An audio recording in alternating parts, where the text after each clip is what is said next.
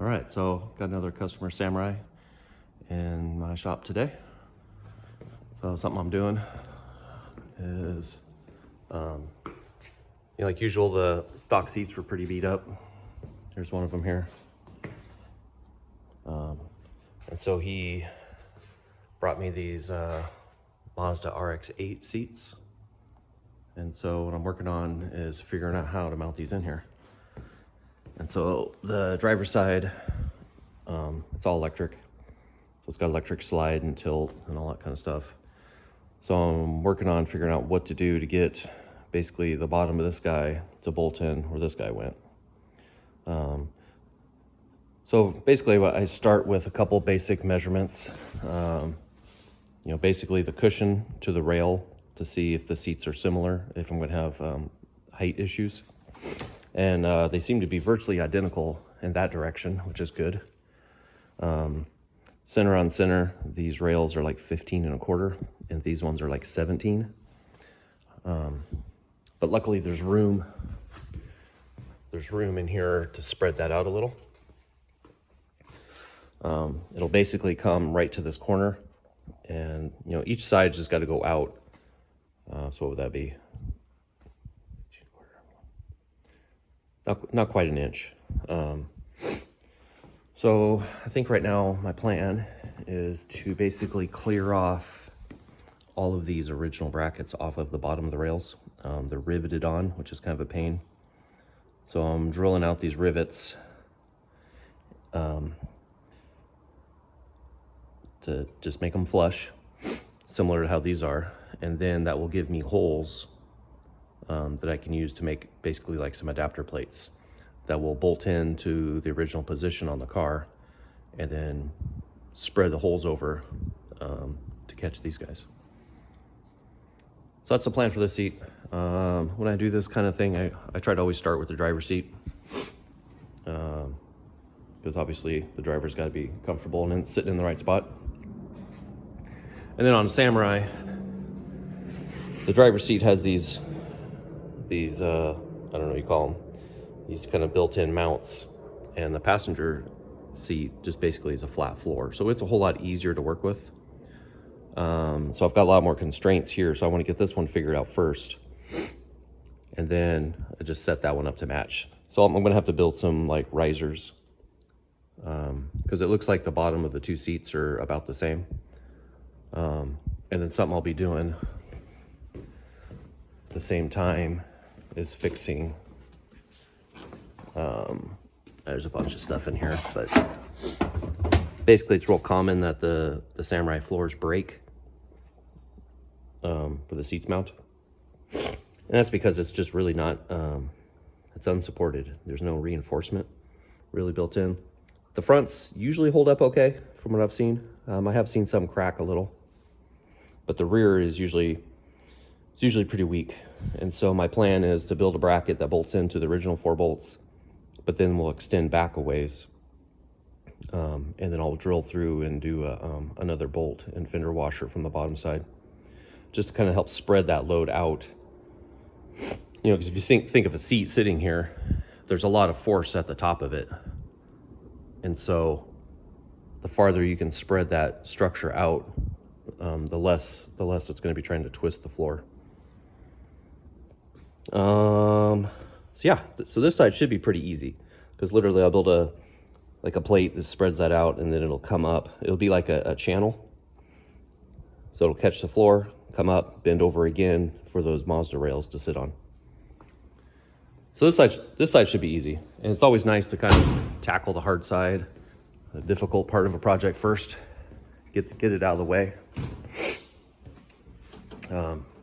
Whenever I'm working on an interior, I take the 2 seconds to pull these 2 screws, so that way you can open the door 90 degrees and give yourself some room to work. Luckily all this, I have seen these break before too. But these ones are in good shape. But I'm trying to build this to where, the car stays unmolested. I try to build everything to where it's removable and reversible when I build parts for people's cars. That's just the way I like to do it. I don't know. I don't like making things irreversible when it's possible. So I'm gonna get in here with a vacuum too and clean this all up so it's a little easier to work in. But it should be pretty easy, hopefully. Again, the biggest thing is just clearing off these big old chunky brackets. You can see I'm starting to drill these out. What I'm gonna try first is I'm gonna drill these through to get through the head and then hit them with an air hammer and try to knock them off. I used to do a lot of lift kits on like 90s Fords with a twin traction beam front end. And so I've got a lot of experience getting rid of rivets. I'm also trying to be real careful not to damage the sliding mechanism. So when I do the air hammering, this bolt right here basically connects the rail to the motorized piece. This is kind of a cool system. It's like a lead screw and then a threaded block. And so you can pull this bolt and it kind of releases the rail. Unfortunately, the rail won't slide all the way off, which would have been nice, and I could do this in the drill press, but something's keeping it from sliding off each way, and I can't really get in there to figure out what it is. So I'm gonna get these rivets blown out and set this thing in the place and see what the adapter needs to look like. All right, so I got 3 out of 4 of these brackets off. I figured I'd show the trick that seems to be working the best. So you can see the head is gone. I took a 3/16 drill bit, went all the way through, and then about a 1/2 inch bit, and you basically drill it until the head falls off. And then this you can just pop off now, then push in the rivet the rest of the way. Okay, so with all those brackets cleared off the bottom, the seat's able to sit down where it's gonna be. And I just sat in it and the height feels dead on. So now I just gotta get in here and kind of figure out what I'm gonna build to adapt these rails into these original seat mounts. The bummer is the seat's electric. And so I think I need to like hot wire it so that I can move it back and forth and make sure I'm putting the seat in a good spot, you know, putting the rails in a good spot so that there's enough movement in the seat to accommodate you know, different people. So I might pull this out and take a look at that wiring harness and see if it's something I can figure out. He brought me part of it that went from the seat to the car. So I've got something to work with. Hopefully it's pretty straightforward.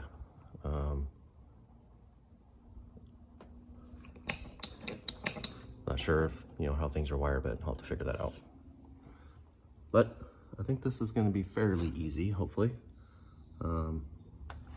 So I pull this back out and flip it over and try to figure out this wiring, or at least look at the tracks and see. It kind of looks like they're about mid-stroke, so I might pull those bolts and kind of see where things lay out. If I can skip the wiring issue right now, that would be great. I'd like to just get these mounted, and because the wiring of them is not really something we agreed on this job. But if I have time, I might do it. All right, so I took a bunch of measurements. This is kind of the layout of the bottom of the Mazda seat with those holes at the ends that were filled by the rivets before. So I measured those all out. Made sure to denote which side's the front because the spacing's a little different. And then I did the same thing on the Suzuki seats, and then the car itself. This is like that little front bulkhead that the front of the seat sits on. You know, this probably doesn't make sense to anybody, but the whole idea is to get just quickly down the information I need, and then I bring that to the computer and use that to kind of draw this up. So what I basically did is drew out the Mazda pattern, and on top of it I drew out the Suzuki pattern, and this is what I came up with. I didn't waste my time doing this side because it's not necessary. These will just be flipped. So this is the rear. little plate. So this hole will be drilled and countersunk, and then a countersunk screw will go through this hole and into the rear little platforms so that this is all flat. And then the Mazda sliders, those two holes, will line up. I made these kind of exaggerated slots just to make up for any errors, I guess you would say. The one thing that made it slightly harder is that the seat bolts on the front of the Suzuki, they don't go down. They screw into the front of this guy, and it's at an angle. And it's kind of tough to measure that perfectly. So I get it as close as I can, and then I just went ahead and put oval holes in here. We'll see how it turns out. I mean, the bolts should land right in the center of these. And so what I basically do is I drew it where I think it is, and then I gave it a whole bolt's width in front and behind, and then made the slot that long. And then the front ones are similar. I have a little bit of a clearance issue with the tunnel at the front. And then I gave myself a note. So 1.33 inches from this edge up, there'll be a bend right here. So this will be the part that curls down and grabs the front of that little bulkhead.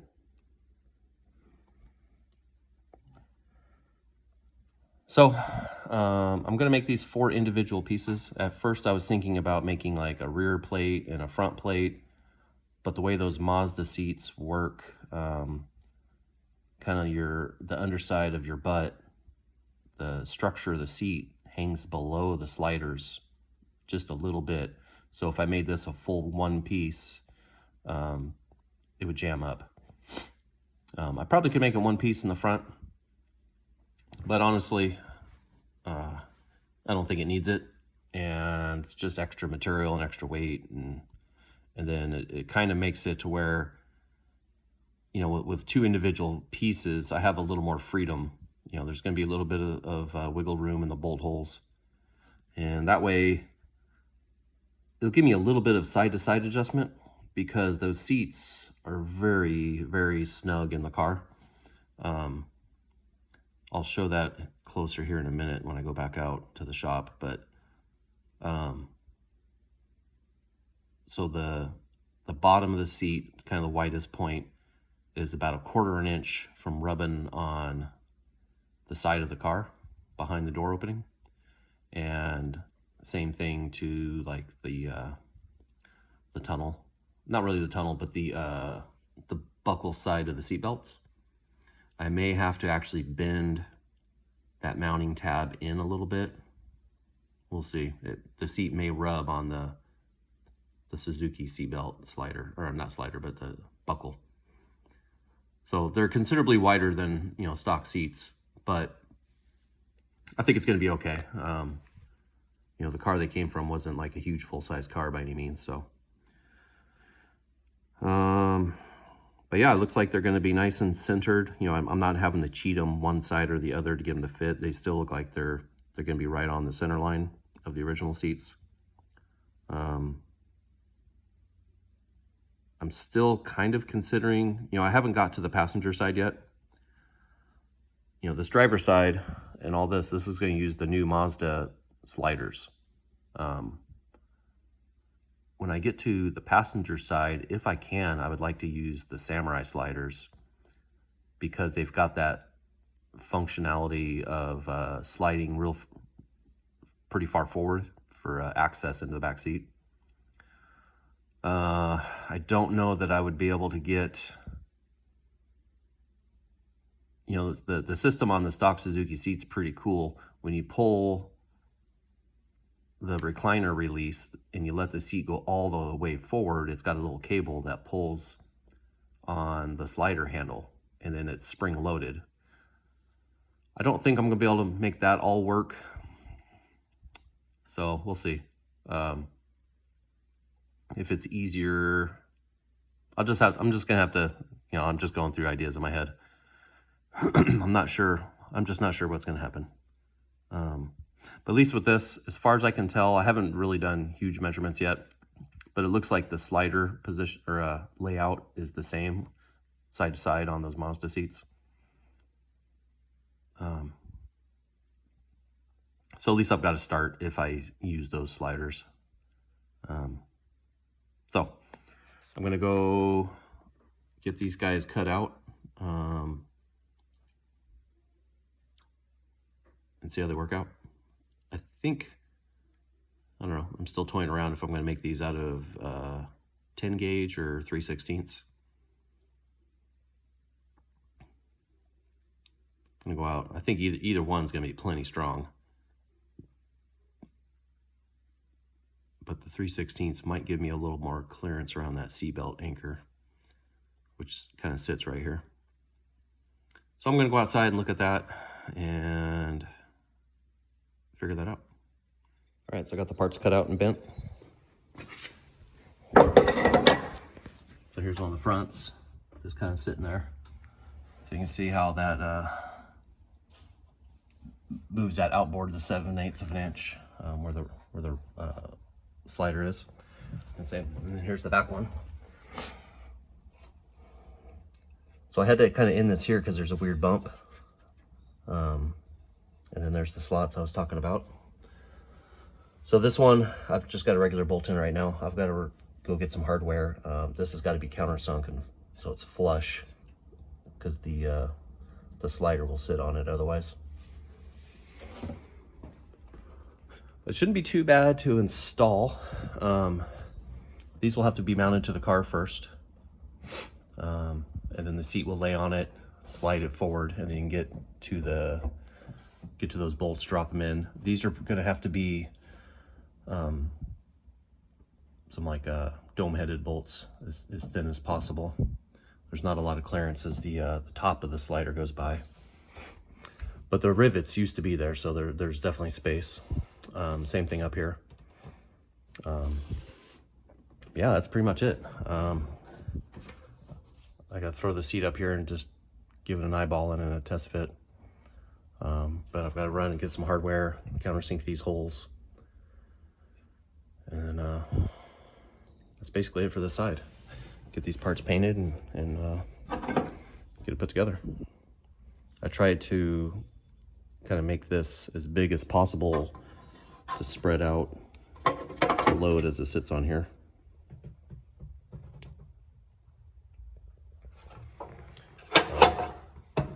And then really the weight of the seat at the back is going to be on this vertical wall, which is really where the strength is anyway.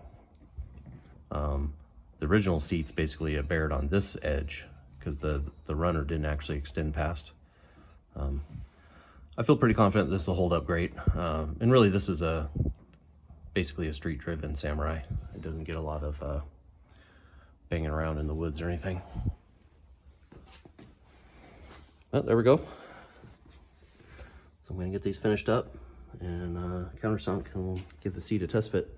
All right, so here's back at the driver's side seat bottom. Figured I'd show.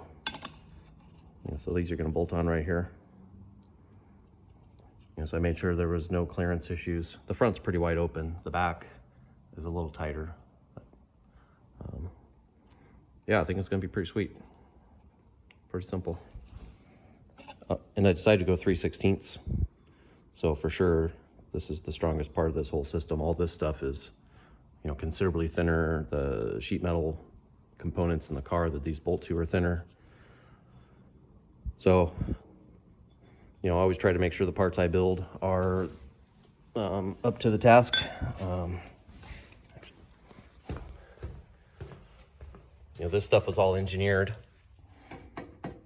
by Suzuki to, you know, hold up in a crash and whatnot. So that's why I try to use all the factory mounting points, and then make sure my parts are, you know, stronger than what this is.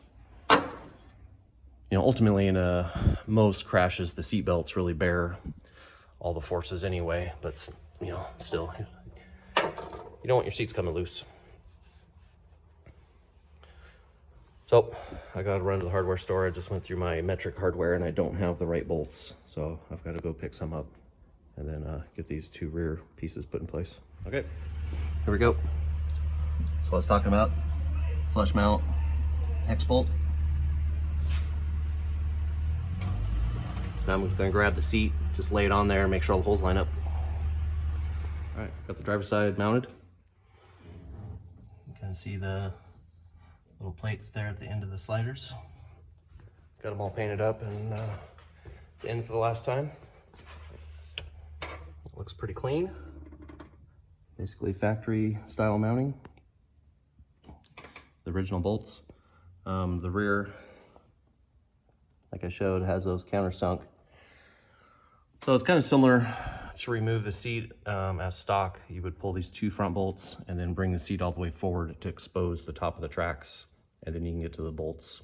There's two bolts that go through the rail or the slider into that adapter plate. And basically that adapter plate will stay in the car. So they're kind of locked in position because they're electric. So they're back pretty far, a little farther back than I would have them, you know, if I was driving this at 5'9". But they got about 4 inches of forward travel. So I think they'll be good. Pretty comfortable. You know, I'm not a huge fan of the color, but you know, when you buy used seats, you're kind of at the mercy of what the wrecking yards have or whatever. So, but yeah, they actually fit in the car pretty dang good. You know, they don't, you know, the lighting's awful, but they don't touch anything. There's just enough gap everywhere. The closest thing is right here, but there's about a 1/16 of an inch as that goes by. And as the seat comes forward, it gets better because that molding kind of wraps around. So I'm on to the passenger side. I want to start with this because this was what I think is the harder side, and plus the driver's seat, you know, it's kind of the main focus for getting it in the right spot. But now I'm gonna start working on this side. And as I was talking about, you can see this is pretty normal in Samurais. It's broken there,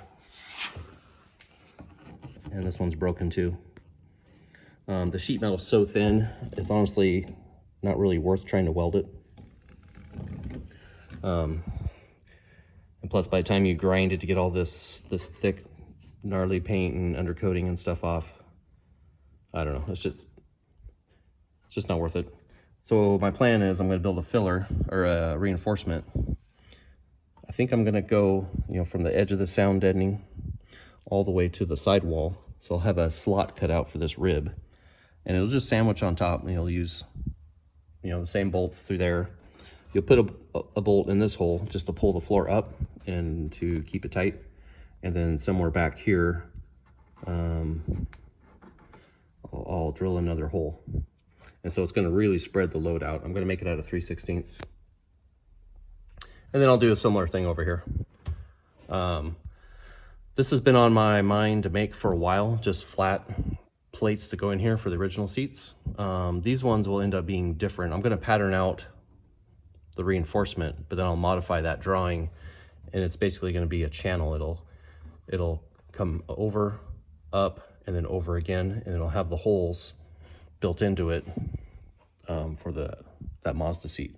And the same thing here, it'll grab the hole, you know, come out, up, and then over. And it's actually got to come over farther than this because the tracks are wider, just like this seat.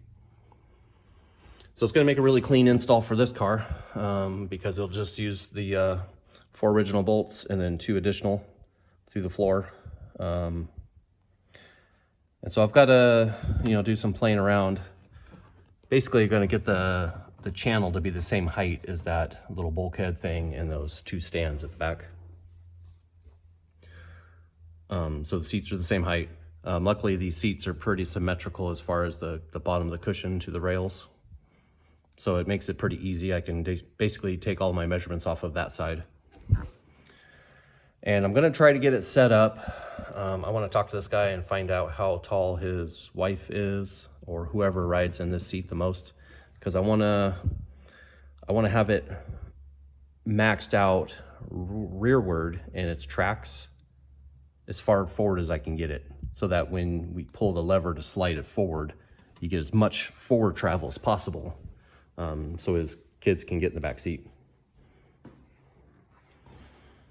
Looking at the original seats and like I talked about, the automatic tilt and slide thing. I just don't see that I can make that work. So I'm just gonna stick with the Mazda sliders. It'd be really tough to separate the seat base from the Mazda sliders and go to something else, just the way it's not an easy shape. So I'm gonna do the best I can. Those sliders actually have a lot of travel. They have around 10 inches of stroke. So they should be enough, like I said, as long as I get the seat to where I have all the travel forward. You know, and luckily on a passenger side, you're not dealing with pedals and stuff like that. And plus, a lot of people like to be able to hold on to the handle. And so being close enough to where you can reach that is nice. So it's time to start making some patterns for these reinforcements. All right, same program, chicken scratch, you know, figuring out all my dimensions. So these are gonna be like the floor reinforcements. So you can see up there, tunnel. So that's the inner one, that's the outer one next to the door. I start with just kind of basic measurements, and then through going back and forth with the design and the seats and blah, blah, blah, this is what I come up with. So these are the two flat patterns. These three lines, that's where the two bends are gonna happen. A bend here and a bend there. The center line is where the bend, you know, the center of the die hits, and the outer two lines are the amount of material that's actually rounded. So when I know I'm making a channel or a piece with a bend, I like to draw it in its like finished state, what it's gonna be. And then I know how much material, you know, the bend allowance, how much material needs to be in between the bends and on, you know, each dimension. And so I know how big to make all these pieces so that once it's bent, it comes out exactly how I want it with the right, you know, height and width and everything. So I was just out looking at the seats. There's some, the Mazda sliders are gonna sit on these pads once they're bent. And there's some stuff that I don't wanna cut off on the sliders. That's why I made this kind of notch out in between. Yeah, so next thing I gotta do, I gotta go cut some more brackets off those mounts to expose those rivet holes. And then I need to lay those holes out on these pads. So that's the next thing. I need to go out to the shop and do a bunch of drilling and grinding and get those all cleaned up and ready. And then I'll lay those holes out and then cut out these parts. All right, so here's the brackets cut out and bent. You can see they're basically a channel, and grabs the original hole there. The original hole there, that's got the cracks around it. And then it'll get a new bolt hole and a plate under the floor back there. So a big reason why the floors crack is the original seat has just a little pad right here. And basically right here is a cross member under the body. So right here is very strong.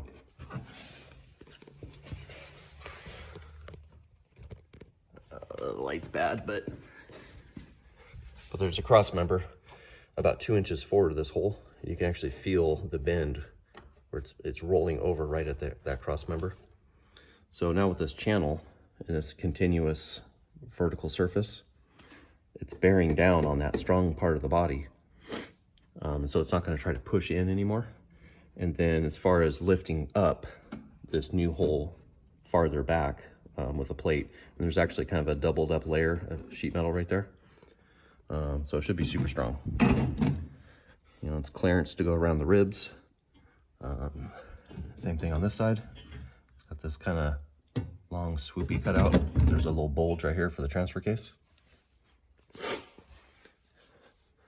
So yeah, and then the similar mounting to the other seat with the two holes on either end of the sliders. So I just pulled the seat out. I did a test fit. Everything's good. So I'm going to pull these out and get them painted, and then put this together, and the seats will be done. The next thing I'm doing on this little Sammy is, like I said before, it's primarily street driven. He's looking for some more power. And it's got some carburetor issues with the original. So I'm gonna be putting a new Redline Performance Weber kit on it. I've had good luck with these. I know Webers are kind of a hot topic with some people. I like them. I think they're great. They're very simple, easy to tune and adjust. And with some modifications, they actually can work pretty good off-road. My first year at King of the Hammers, I ran a Weber carburetor on my Samurai. And with some mods that I did, it actually handles angles just fine. Maybe one day I'll do a video on that, because I may be putting that modified carburetor, which I still have, on one of my other Samurais. But it's pretty easy to make them work off-road. So yeah, that's the next thing. Get the seat in, and then I'll start pulling all the old carb apart and put this Weber on. I'm not sure if I'm going to video much of that, but we'll see. All right, so I'm getting started on this Weber install. So there's the new unit. It's got this is the nicer kit that comes with the adapter, so you can use the stock intake and air filter setup. It's got the one-piece adapter. I didn't film any of that, but I've got that old carburetor off. Getting those off is kind of a battle. All four of these bolts are fairly difficult to get to. I end up removing some of the parts just to get access, like this little vacuum pod. I pull that off. It's connected. Its linkage doesn't come off easily. So I just pull the two screws and it can flop out of the way. And then it helps to get to that bolt. These two aren't bad. Those are the two that are here. This one's not bad once you get all the PCV hoses and all that stuff out of the way. And then it's just a matter of a bunch of wires, and these are two coolant lines, vacuum lines, the fuel supply hose. So basically you just gotta get all that stuff off. Now I need to pull these studs. I gotta double check. Two of them may stay. The way this adapter sits, I can't remember. Okay, so the larger barrel of the Weber sits like that. So this guy basically grabs four of the bolts and he uses like a countersunk head on this side. And then you'll get studs here, and then I've got to read the directions. It's been a while. I don't remember if these are long enough or if you get new studs for that. But basically that little guy goes there. You get a gasket here, and then a gasket on top, and then the carburetor. And there's just a whole lot of little vacuum hoses that are, that basically, well, this guy was just hanging out, not hooked to anything, so that was a vacuum leak. So basically it ends up taking a whole bunch of caps. You know, there'd be caps here, big cap there, cap that little guy. Basically the only vacuum that you'll have left is there's a big one that goes to the brake booster, and then there'll be the one for the vacuum advance on the distributor. So it's nice, it really cleans this area up. I'm not sure what the directions say about that charcoal canister. It's really nice to get rid of that if you can, just for simplicity. But also, once that is gone, access to the top starter bolt is super open and easy. So that's one reason, you know, if you can, I like to get rid of that. And a lot of this stuff is all kind of depends on where you live and your state's emission rules. Where I live, this is all legal, and we'll pass emissions tests as long as it's tuned right, because basically in my area They care about having a catalytic converter and passing an actual emissions sniff test. And I've had great luck with the Webers, running really clean for my state's test. And so it's definitely an improvement as far as just cleaning up the engine bay, being easy to work on, parts availability. You know, when these things start going bad, there's all kinds of weird nonsense, and you're not going to find any of this stuff anymore. And honestly, like, I don't know what half that crap even does. So getting rid of it's definitely a benefit. And, you know, and you're getting rid of, you know, 15 feet of vacuum hoses and potential leak points. So it's all good. Like I said before, these things actually can be made very easily to work great off-road. And this one actually came kind of halfway there. So this is the top of the float bowl, and this is an external float bowl vent. Sometimes these are not drilled, they're just cast closed. And then you have a second vent, which is this opening right here. This opening. In my off-road carb I JB welded this closed and relied solely on this vent. And it makes the carburetor work way better off-road, because when you like go to do a big hill climb, fuel will literally just pour out of this vent and down the throat and flood you out. In the next little segment I film here, I'll dig up my old carburetor and show that. Worked good. I mean, still, like, you go completely vertical, you can still have issues, especially going nose down, because the jets in this float bowl are at the bottom and at the back. So if you're standing on your nose like this, those jets aren't going to be getting fuel to them. But the stock carburetor has similar issues. They tend to have problems in the same thing in dropping down, straight down something. Going up hills is not nearly as bad. A lot of people will turn these around for going uphill to keep this from overflowing into the throat, but the JB Weld trick fixes that. And then, you know, I would rather my engine die going downhill than uphill, because typically gravity's on your side going downhill. And another thing I recommend, you know, if you have any carburetor, is getting rid of the clutch safety switch, so that if you're on a drop off and the thing dies, you can hit the starter and pull you through, which I've done many times. Okay, so I'm going to get these studs sorted out.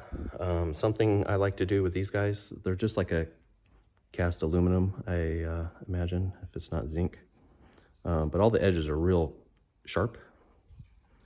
And then I like to take and make sure that this surface is dead flat. So I'll use a straight edge and go across it a bunch of different ways, make sure it's dead flat. File it if necessary. Same thing with this surface. And then kind of blend off some of these corners. I mean, you can, that one like completely catches your fingernail. So, you know, I'll put this in place and kind of feel where I can round this off without creating another step where it meets the manifold. So I'm going to get that done, and probably just get the carburetor thrown on and then show where things get connected. So this is the Weber that I ran on my Samurai before I went to the Holley fuel injection. So I figured, I kind of mentioned it, I figured I'd talk about some of the modifications I did to this for off-road use. So you can see, as I pointed on the other one, this is like the internal, I guess you'd call it, float bowl vent. And so I basically filled that up with JB Weld. And then I'm basically relying on this vent only for the float bowl vent. I don't remember if this one, I think I had to drill and tap this one out, but I can't remember 100%. But the ones that are cast shut, not only do you have to drill here, but you have to pull the top off and drill some holes because it's just totally closed off. So you got to drill holes like into this area right here, but on the underside. So just between that makes a huge difference. And obviously your float bowl height's got to be right. But this thing actually worked pretty good. And then something I also did, there's no choke. Because knowing I was going to King of the Hammers, the dust is so fine there. There's a little arm that passes through, and it's got a little bit of like an air leak that bypasses your filter. And so I got rid of all of that, and then JB welded that whole area shut too, because there's like a little linkage that runs down. Some of the parts are missing, but yeah, it's right there. So I closed that off as well. So if you're in really dusty situation, that's a pretty good idea to do. And honestly, like the choke isn't a must to have. You just kind of got to learn how many pumps and what your car likes to warm up when it's cold. But I think in the original condition, they have like a little felt pad that linkage runs through. But you know, this carburetor is pretty old, and that was rotten and gone. And I did other things, like I made a seal, a good soft seal for the base of the filter, and I had like a hat style filter. I don't like their little sheet metal rectangular ones. They seal pretty terrible. But yeah, that's all I did, and it made a dramatic difference. So if you got one of these and you're playing off-road, that's something to try. Okay, so after looking at the hardware and the instructions, I do have to remove all 4 of these factory studs. And so this is my trick, because I like to save this kind of stuff. So you jam these 2 nuts together tight, and then I put a wrench on the bottom one, and you can screw this up and out of the manifold. And then you just got to break the 2 nuts loose from each other and spin them off and do the next one. So you see that, those 4 corners, you can see sanding marks on those and not anything else. That's why I always check that these are flat. So I use sandpaper on a good flat surface. Similar issue on this side. So I just keep going until it's all even scratch marks all the way around. So that way I know, because like this, if these are touching first, it's not going to clamp down tight around the ports where it matters. So it's definitely worth spending a couple minutes just to make sure this is good and true. And then also that there's no remnants of gasket material on here. So that way you get a good seal. Because one thing that's kind of a pain is having 2 gaskets now where there used to only be 1. So you want to give yourself every chance to have a good seal. Okay, so now I've got this pretty flat. I might hit it just a little more. But I was checking this, and you can see that stair step. I'm not going to do it on this car because it's not part of the deal we have worked out, but in the past I've pulled the intake manifolds off so that I can port match these and then kind of blend out all the corners so there's no sharp edges, so everything's nice and round. Including like the undersides of this, I kind of bring that to like a teardrop, and then make sure there's no steps or sharp edges anywhere. And who knows like how big of a difference that really makes. But when I did the Holley Sniper on my Samurai, I spent a lot of time on this, and even did all the runners just real lightly, not like changing the size, but just making sure everything was smooth. And I mean, I made 68 horsepower on a dyno after that on 33s. So had to have done something, but I don't know. I may talk to the guy and see if that's something he wants to do, because he is looking for more power. I mean, just the Weber by itself does help, but I think port matching that guy is gonna do a little more. So we'll see what he says. I decided to go ahead and just port match this guy. Wasn't part of the job or the price that we agreed on, but I don't know, just can't help myself. So I took and just shoved in a whole bunch of damp rags and completely plugged off all the ports, and then did my work, and then vacuumed the crap out of it, and then slowly pulled the rags out and vacuumed. I have a real narrow like hose I can fit down in spots, little adapter for my vacuum, and got it all cleaned out, and I don't see where anything got past, so that's good. So now I'm gonna have to match these as well, and then get this all put together. I'm gonna Loctite in the studs and these little button head screws that go on this side. You don't want those backing off, so I'm gonna put blue Loctite on all that stuff.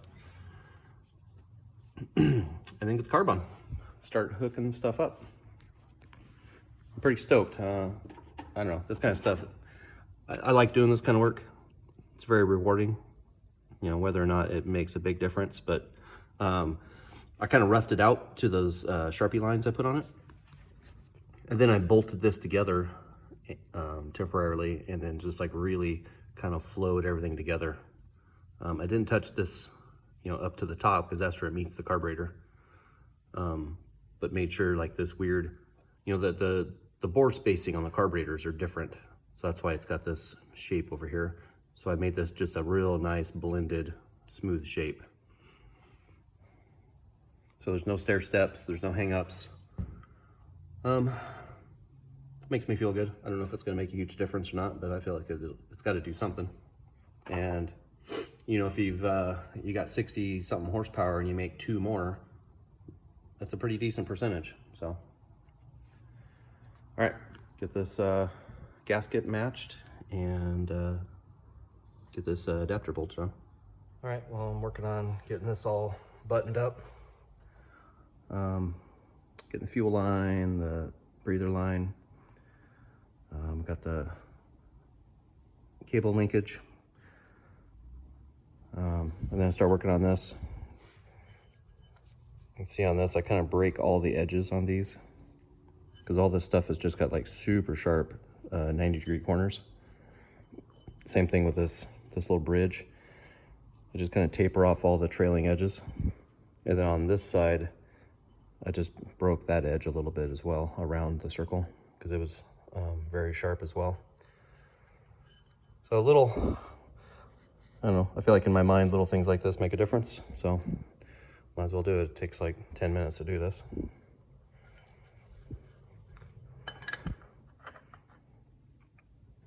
Because just when you would look through here, you would just see that razor sharp edge that it used to have. And you gotta think air's gotta come in and turn and spread out. And having a raised corner really helps that. All right, so I got some more stuff to do. This feels like it teeters a tiny bit, so I'm gonna sand this perimeter as well. There's a gasket that goes there, but I want these things just to mate as perfect as possible, so it's not trying to squish the gasket. You can hear that. It's got about a 20 thousandths wiggle to it. So I'll clean that up. And then just keep plugging away. This one's got a water choke. It's one reason why I like these Redline kits. It just hooks up like stock. Pretty sweet. So get back to work. One of the mounting nuts, none of the mounting nuts are tight yet, just in case I have to pull it back off, but one of them is kind of a bear to get to with this water choke assembly. I'm waiting on someone's gonna stop by and help me. I need to pull it wide open and have someone hold it so I can get my fingers in there. And then I gotta break out the directions. I don't remember exactly where the vacuum advance hose hooks up. And they give you a couple hoses. I think one of them's a new water line because The stock one's too short, it looks like. And then something that's really important on these, you got to go through the idle mixture procedure. It's really important on getting right on these.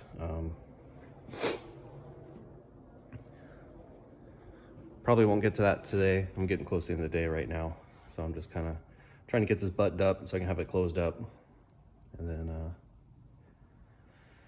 get it tuned up and take it for a test drive, see how she runs. All right, so here's the first fire up. I'm actually probably second or third. I missed a couple of vacuum caps, so the idle was super high.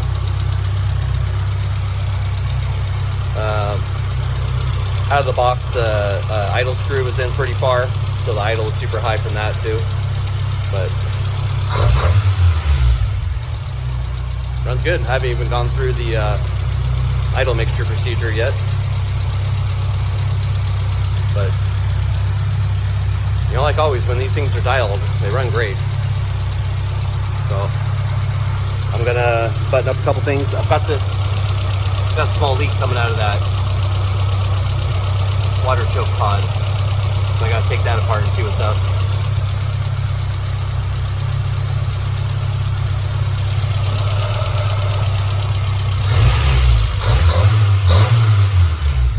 But I love these things. They're super responsive when they're dialed in. All right, well, I'm gonna get the manual out because I need to refresh my memory on setting the mixture, the idle mixture, and then see how she sounds. All right, so this morning I went through a little idle mixture procedure they give you in the instructions. It's super easy, but it's kind of a balancing act between your idle screw and your mixture screw. You know, they have like a minimum and maximum number of turns you need to be within, and if you're outside of that range, then basically you have to change your idle jets. But this one turned out pretty good. Just got done taking it for a test drive. It runs pretty good. Pretty happy with it.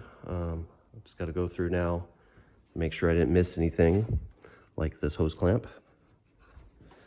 But that's why short test drives and looking things over and over is important.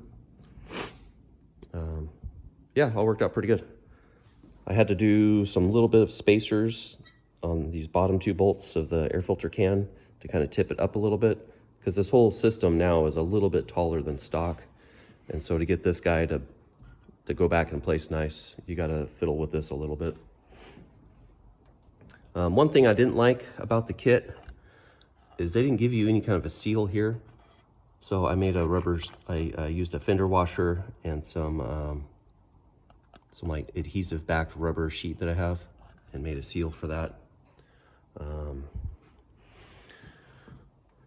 Yeah, so it runs pretty good. The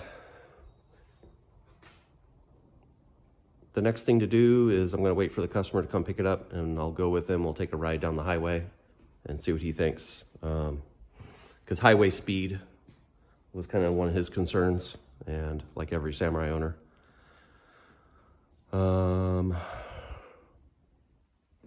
But I think it's going to work pretty good. This is actually my old tri-Y header I sold to him. They work really good on a stock engine. They just don't like the high RPM cams. He's got 2-inch exhaust. And I've seen people run dyno numbers between a header, 2-inch exhaust, and a Weber. I've seen about a 10, I think it was between a 10 and 12 horsepower increase. So that's pretty significant when you're starting with 64. So yeah, I'm just gonna go through and just double check everything, tighten all the hose clamps again, you know, just give everything a double check and let the customer know it's done. And, you know, taking it for a ride in these seats, man, these are comfy. You know, the color's a little off for this car, but, you know, junkyard score, you just kind of get what you get sometimes. But man, they're comfortable. I like them. I didn't hook up the electric. That wasn't part of our deal. But I was able to use my power probe and kind of jump them to get them to get him moved into a spot. That should work. And when he gets here, I'll adjust him up for him too. I'm not sure how tall he is and everything, but it's actually a really nice driving little Samurai. It's got 235s on it. 235s is kind of, in my opinion, the biggest you want to go with absolutely stock gearing. This thing's totally stock. He's working on probably an old man emu lift kit for it, because it's got a little rubbing up front. But overall, it's a nice little rig. It actually steers really good. He just put these wheels on. First I thought they were Methods, but they're rough country, I guess. Pretty nice little wheels. So yeah, so I guess that wraps it up. Feels good, you know, keeping one of these little guys on the road in kind of original condition. Like I was saying before, you know, remove that vacuum canister or charcoal canister, whatever it is, and now access to the starter is super easy. I mean, that's one of the best, but one of the good benefits of a Weber conversion. So the next thing for me, actually, that I want to do is let this cool down 100% and just double check the choke action. On this first startup, it seemed great. So, see how that works out. So, I'm just going to wrap it up right here. Thanks for watching.